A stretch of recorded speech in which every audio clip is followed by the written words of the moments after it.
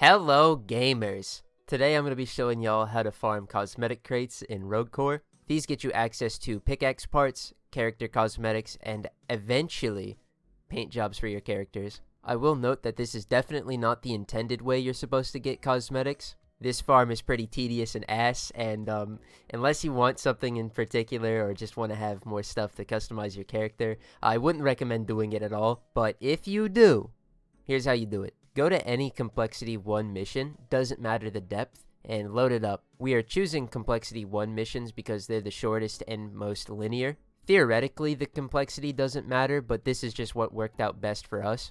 Go ahead and start the mission like normal, but once you get to the equipment crate room, just go ahead and run past it. All we're going to be doing is scouting out the mission. We're looking for either a cosmetic crate off the rip, or a data terminal so that we can find a cosmetic crate in the mission. If the first floor doesn't have a cosmetic crate, go ahead and abort the mission and load up a new one. Make sure that when you launch a new mission, it's a new named facility though. The reason for this is because of how Rogue Core's missions work. Every 30 minutes, the missions are going to rotate and change. But before this rotation happens, the mission stays static even if you abort them. So for example, if you have the Shining Extraction Pit in Depth 1, even if you abort it, for that 30-minute interval, it's going to stay there. So what we're trying to do is load into a mission and find a cosmetic crate on the first floor. Once you do inevitably find a cosmetic crate on the first floor, congratulations, this is where we can begin the farm. Go ahead and open that cosmetic crate and then get your rewards. Then pause, remember what facility you're in, and then abort mission.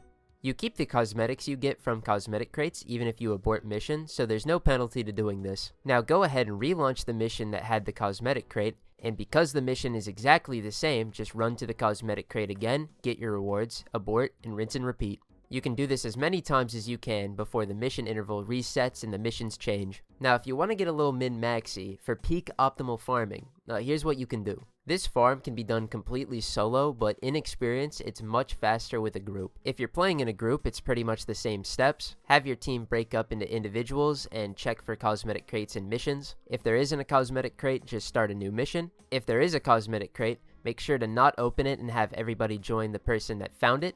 Once everyone has loaded, you can go ahead and open the cosmetic crate and rinse and repeat as a group until the timer ends and new missions start. If you're looking for good characters to run while doing this, my top 3 would be Slicer, Falconer, and Guardian. Slicer is the best for doing this because he has his dash and it makes maneuvering the mission very easy, but not everyone can play as Slicer in a group, so the next 2 best characters are going to be Falconer and Guardian. They are really good for this because if there's any enemies on the roof, because we're not taking any weapons, we can't really deal with them. Falconer can use her bird to kill anything on the roof, and Guardian can stun anything on the roof, so they won't be a problem.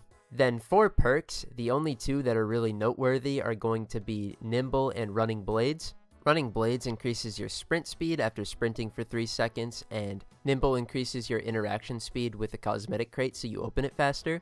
You could also run Unstoppable to trudge through harsh terrain, and Cushion in case you have any long drop, it reduces the stagger. But otherwise, that's about all you can do for this farm. Now, important PSA moment. Cosmetics seem to be grouped into 2 categories. You've got Category A, which is every character cosmetic. This includes things like headwear, hair color, beards, etc. Then you've got Category B, which is pickaxe parts, and then once you finish all of those, you can get character paint jobs.